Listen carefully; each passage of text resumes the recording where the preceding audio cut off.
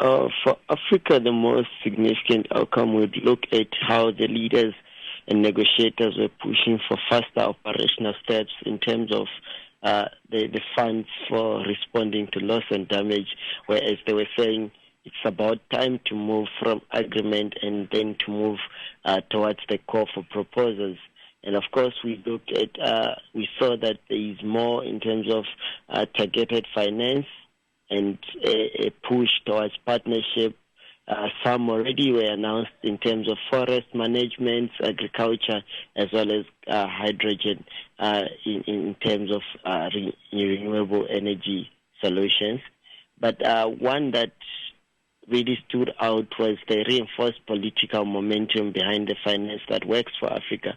And perhaps this is because of the elections that were held last year in most of the countries, more specifically the African countries. So it was more of new leaders on board, new president on board who came with more push in terms of the call for finance and taking up responsibility, especially over the funds for responding to loss and damage. Now, many African countries went into the summit hoping for stronger financial commitments. Did COP30 deliver the level of climate finance the continent had expected? No, I would say they did not deliver in terms of, the COP30 didn't really deliver in terms of the finance that African countries expect. Nonetheless, of course, it produced useful and targeted pledges, but the scale still falls far short because major African countries have major demands in terms of, for instance, if they are being requested to move away from fossil fuels, that means there is a requirement, a huge requirement for them to invest more into renewable energies, and that is quite costly, and they need more and more investments as compared to the pledges that were made. And these pledges are just commitments, but not really tangible actions for now. Now, the Loss and Damage Fund was a major point of discussion. How effectively was it strengthened, and did African states secure clearer access to those funds? Now, through the COP30, we understand that there was a fast move in terms of saying that there is need for implementation of the FRLD, the Fund for Loss and Damage. But more importantly, it's the leaders and the negotiators said that if this is implemented and the funds are availed at earliest convenience, then there's need to call for proposals that are therefore going to foresee action behind that. And that makes money and application channels real and vulnerable for vulnerable countries. But however, the total amount pledged remain modest compared to the needs, and some of these create limitations, and we saw that with the pledge over the forest management, whereas there is so much expected, and the fund really does not cater in terms of the needs and the demands that are coming with these initiatives. Yeah. Now, Africa has been pushing for more investment in renewable energy. Did COP30 result in any major agreements or partnerships that could accelerate the continent's clean energy transition? Yes, indeed. COP30 produced sectoral and country-level partnerships and finance signals that can accelerate renewables.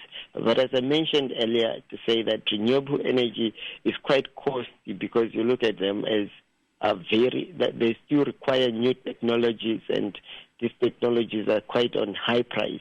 Therefore, maybe with time, as these technologies prices go down, there is a possibility there of that perhaps the funds that will be required less. But given the magnitude of the level of investment that is required, it's quite going to be slow.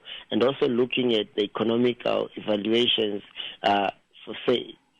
we have a good example here in Namibia where we want to go green. We want to be the renewable hub of Africa. But then, of course, we have the the abundance in terms of hydrocarbons, and we know that we can economically benefit from this. Therefore, African countries such as us, Namibia, were left on the crossroads to say, if we are to move green, then is the countries that are responsible for climate action or that have accepted that they contributed to fossil fuel emissions, are these people going to really manage to invest in fostering renewables? Yeah. Now, Africa's role in supplying critical minerals for the green transition was also one of a major topic at the COP30 or going into the COP30. Were there any advancements on fairer value chains or industrialization opportunities? Critical minerals were high on the agenda. We saw a repetition of conversations over critical minerals, and COP30 amplified the call for fair value chains and for binding complements in terms of technology transfer, local processing, and skills development, with proposals like continental value addition targets and civil society calls for institutional mechanisms. The good example is the Belém Action Mechanism idea, where they spoke of ideas around the value addition to critical minerals. But then concrete, legally binding trade or industrialization deals were limited again. And the summit advanced political momentum and some exploratory finance partnership commitments while leaving the heavy lifting infrastructure, the beneficiation plans, technology transfer, which seem to want to follow up bilateral, regional, and multilateral programs. In other words, what I'm trying to say is the door to industrialization opportunities was opened wider, but implementation will require targeted investments and enforceable guarantees for after COP30. So it's more of beyond COP30. Are these countries still going to sit together one-on-one or two-on-one, however they're going to do it, whether it's regionally or continentally, and in order to ensure that there is follow-up in terms of conversations around infrastructure, conversations around beneficiation, and conversations around technology transfer. Now, Dr. Nyambe, youth representation from Africa was quite strong this year. What impact did young climate activists and innovators have during the summit? Indeed, the African youth were highly visible, and we could see the influential in terms of advocacy and also in them pitching their innovation solutions. But their presence, in as much as it sharpens justice narrative, it pushed for direct access and accountability and helped elevate the African-led innovation platforms. The question was how impactful and how much, to what extent were they involved in the decision-making that were at the COP30? Because in as much as they are there pitching the ideas and being influential, the question is, are they on the table when the decisions of this COP30 were being made? And that is what we are yet to find out and see through the reports, to say these young people that were at COP30 were not just used as figureheads, but rather as another point of voice that contributed to the discussions and, more importantly, to the decision-making of the COP30. Yeah.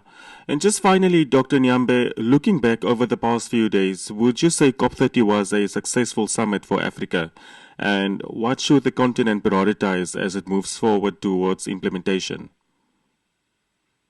Now, COP30 in general was a win for Africa, in the sense that it renewed political pressure on major emitters. That's now the strong language for forest and fossil fuel phase-out was heard. And there were significant forest protection finance packages announced, which directly help global equity goals. But on the hard emission reduction commitment and legally binding liability for historical emissions, the summit achieved more normative pressure than legally transfers of responsibility. So Africa benefited some concrete ways in terms of the authorization of the FRLD, forest and agriculture funding, and targeted investments.